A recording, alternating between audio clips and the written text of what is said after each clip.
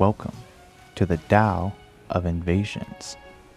In this video, I'll be taking quotes from the Tao Te Ching and applying the principles to Elden Ring PvP. And, to get into character, I'll be using the glaive, which is quite comparable to the ancient Chinese weapon, the Guan Dao. The sage goes about doing nothing. Who can wait quietly while the mud settles? Who can remain still until the moment of action? So when you're fighting 2 or 3 people, you should only engage when it's advantageous.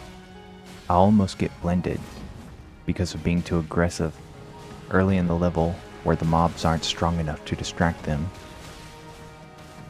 One must know when to stop. Knowing when to stop averts trouble. He who knows when to stop does not find himself in trouble. So I narrowly escape, recover my HP, get rid of the rut, reapply buffs, and look for the next engagement. There is no greater catastrophe than underestimating the enemy.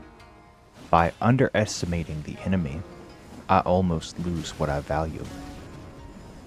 So I see that the host is falling behind a little bit, and I think that it's a good idea to keep attacking the Sun Bros. But I completely forget about the gargoyle behind me that can harm me too.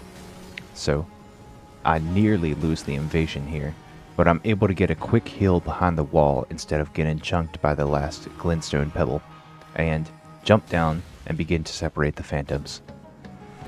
There is nothing like using restraint. Restraint begins with giving up one's own ideas.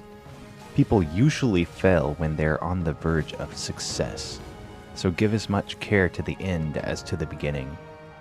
The phantom gets caught in my spinning strikes, and he's 1 hit from death, but he makes it out. Instead of advancing to the next hold, I make the mistake of going for the hill punish, and I don't make it in time. The group is reunited, and it's time for me to retreat again. Racing and hunting madden the mind. To be restless is to lose one's control. The stiff and unbending is the disciple of death. The gentle and yielding is the disciple of life. Thus, an army without flexibility never wins a battle. So this entire invasion was filled with mistakes. Mostly the mistake to keep engaging in combat when I should retreat. And finally, the hard work pays off when this phantom is so enamored with trying to land the last hit on me that he loses sight of his own HP. He who stays where he is endures. What is firmly established cannot be uprooted.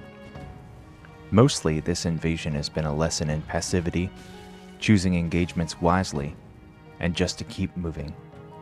But this is one of those moments where it's good to stand your ground and be aggressive.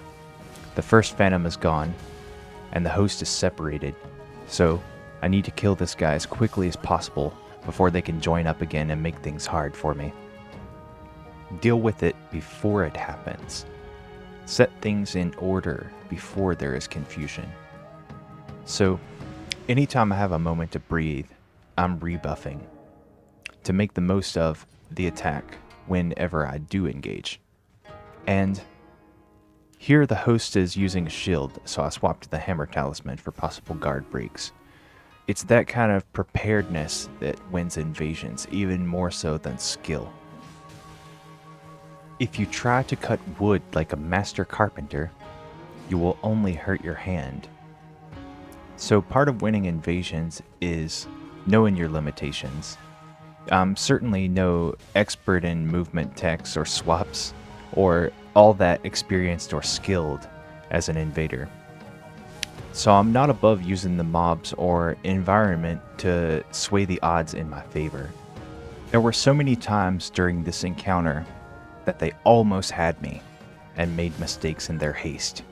But what they didn't know is that this warrior is from the Long Dong province, and you can't spell PvP without a big PP. If you enjoyed this, guys, thanks for watching. Like it, sub it, whatever. See ya.